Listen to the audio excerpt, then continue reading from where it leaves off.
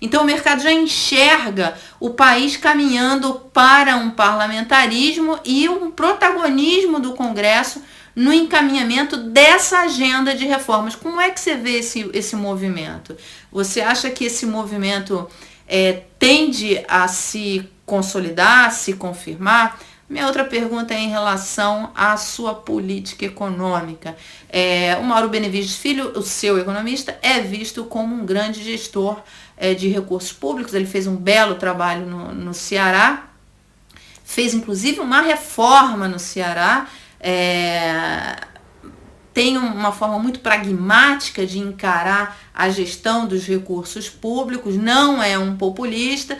No entanto, o mercado financeiro morre de medo de você. O mercado financeiro acha que você tem medo desse seu temperamento, acha que você, para a economia, seria muito difícil, criaria muitos entraves para a economia, dado o seu temperamento. Ou seja, Ciro em alta seria bolsa em baixa, juros em alta, dólar em alta. Você tem uma carta aos brasileiros, Ciro, na manga? O que você diria para essas pessoas para esses agentes econômicos que têm tanto medo do seu temperamento na condução da economia? Olha, Mara, se há uma coisa cega no Brasil, é o tal mercado. Ele não se reúne, não conversa e não racionaliza as questões. E uma dos vetos deriva disso. Quer dizer, vamos lá, eu não sou um jovem virgem que acabou de chegar no bar. Né?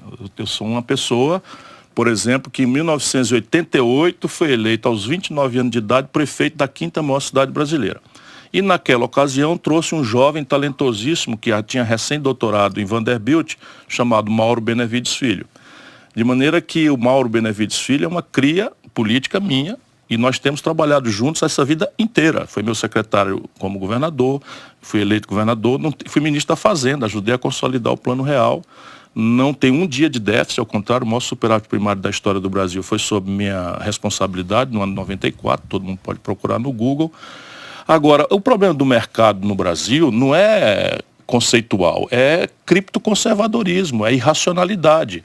Você imaginar, por exemplo, como o mercado preferiu, tendo Amoedo,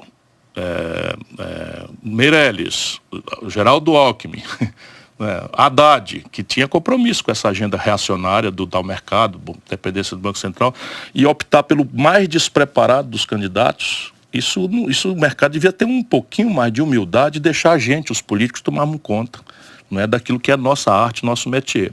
Qual é a raiva do mercado comigo? É que eu boto o dedo no ponto correto. A grande questão brasileira é juro, é dívida pública. E assim, juro e dívida pública, não há razão nenhuma para você ter esse tabu de conversar sobre isso. E aí, veja bem, o sistema tributário brasileiro, depois de 18, 20 anos, 25 anos de governos à esquerda ou centro-esquerda, Fernando Henrique, PT, Lula, o sistema tributário brasileiro é o mais regressivo e perverso do mundo.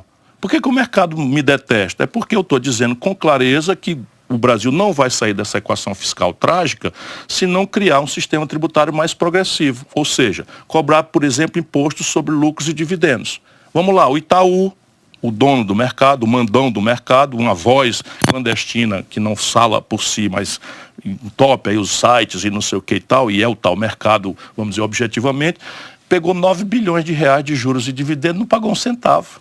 Quando todo brasileiro que ganha de R$ 2.050 para cima paga 15% de imposto de renda na fonte.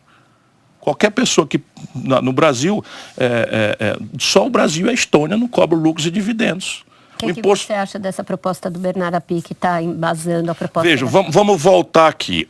A ideia do Guedes, em linha com essa percepção equivocada do problema real brasileiro, nós estamos falando sobre o problema real brasileiro, é que nós vamos ter uma equação fiscal solúvel a partir de uma reforma da Previdência, que é mentira. Deixa eu explicar para vocês, o déficit público brasileiro esse ano é de 130 bilhões de reais. Tecnicamente, você reverte esse déficit em 12 meses.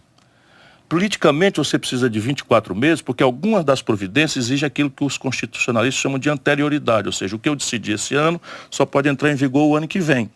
Eles tomam um caminho em que a Previdência Social, se tudo passar, e não há a menor chance desse modelo passar, nenhuma chance da aposentadoria especial dos professores cair, nenhuma chance do benefício de prestação continuada cair de um salário mínimo para meio. Os deputados têm, antes de tudo mais, um instinto de sobrevivência. Nós vamos agitar a rua, nós vamos informar, e o povão, gradualmente, vai cobrar dos deputados, e eles não são imbecis de votar essas aberrações. Supondo que tudo passasse do jeito que eles propõem, nós estaríamos falando de uma economia de R$1 trilhão em 10 anos.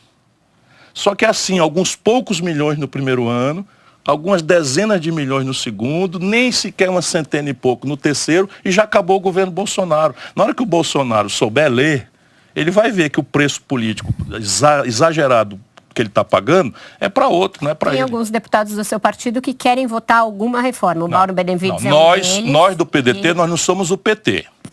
Nós não somos o PT. O PT está doido para ver o circo pegar fogo para rir da cara do palhaço. Só que o palhaço, no caso, somos nós, o povo brasileiro. Então, nós sabemos que existe um problema na Previdência. Eu, candidato, propus uma reforma da Previdência. A Mara, no encaminhamento da pergunta, chamou de proposta Mauro Benevides. Essa proposta é minha.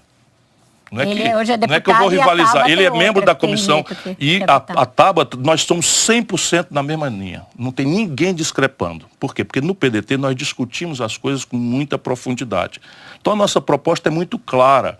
E ela é uma proposta que está disponível para o debate. Então, eu estou rodando o Brasil, discutindo, informando a população. Aí, por exemplo, o PT na Câmara diz assim, capitalização é uma aberração e tal. Ora, quem fez a capitalização do servidor público foi o Lula. Isso é um negócio inacreditável. O Lula, né, ainda em 2003, fez uma reforma da Previdência e o PSOL, por exemplo, nasceu da briga dos deputados do PSOL contra o PT por causa de uma reforma da Previdência.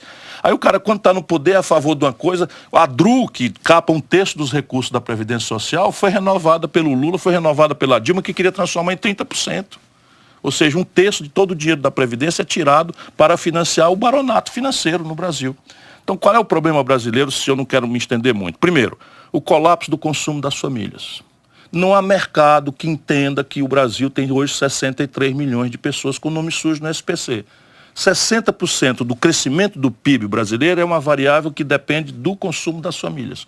Se eu tenho 14 milhões de desempregados, 32 milhões de brasileiros na informalidade e 63 milhões de brasileiros com o nome sujo no SPC, evidentemente que o principal motor da economia, do crescimento, está colapsado.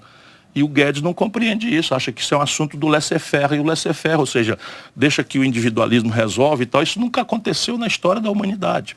Segundo, o empresariado, de onde viria talvez o investimento privado, não é matéria de confiança subjetiva. Nunca houve isso na história do mundo. Nenhum país do mundo foi salvo da sua tragédia pela poupança dos outros.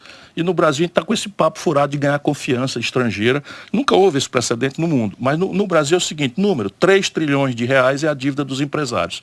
600 bilhões de reais já estão micando. Essa gente, o Fernando Henrique e o Lula, deixaram o Brasil concentrar 80% das transações financeiras na mão de 5 bancos. Sabe quantos bancos disputam o cliente nos Estados Unidos? 5 mil. Aí o juro e os serviços e as tarifas e o respeito ao cliente existem. Aqui no Brasil são 5 bancos. O Banco do Brasil é a Caixa Econômica, o Itaú, o Santander e o Bradesco. Eles combinam.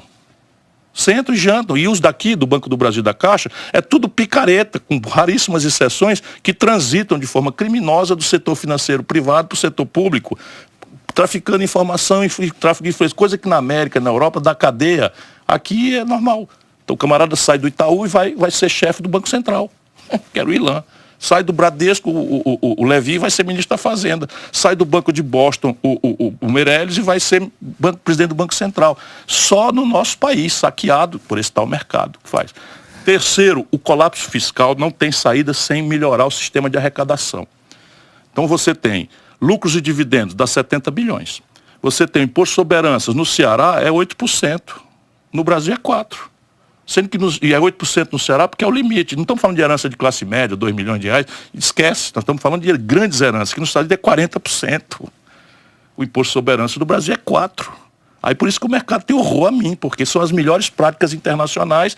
De quem que eu vou cobrar? Vou cobrar deles, dos ricos, do baronato brasileiro, que hoje 5 pessoas acumulam a renda equivalente a que os 100 milhões de brasileiros mais pobres têm. Esse é o ódio, e eu sei como resolver. Depois você tem as renúncias fiscais, Antônio, no Brasil, o povo, classe média, o povo paga logo no remédio o imposto dentro do preço. Pois bem, o Brasil, depois da Dilma, 386 bilhões de reais de renúncia fiscal por ano. Se você capar 20% disso, você resolve, acabou de resolver o déficit primário. Agora, já sobrou dinheiro.